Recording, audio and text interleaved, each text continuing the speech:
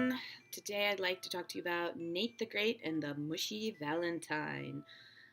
I'm not sure if an ESL learner would know what mushy is, or if a student reading this book would look it up, but it doesn't really change the story.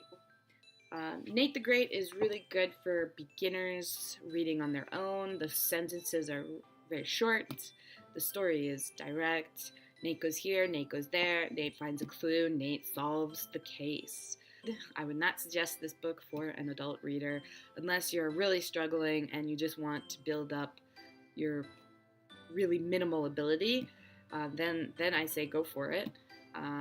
But Nate the Great, the beauty of Nate the Great is that he is a young child who speaks like an old-timey radio detective from the 1950s.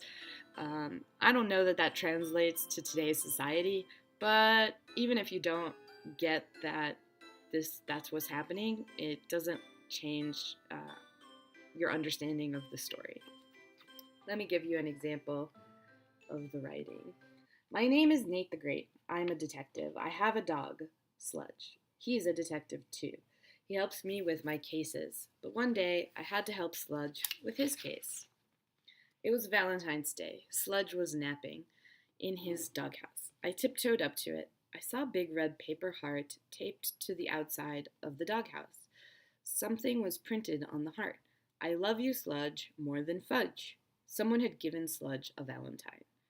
I was glad that no one had given me a Valentine. I, Nate the Great, do not like mushy words or slushy words.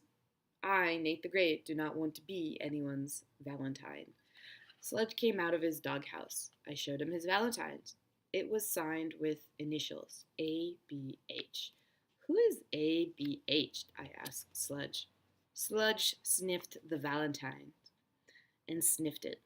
He didn't know who it was from either. He looked at me. Very simple sentences and a simple story. He finds out who wrote the Valentine.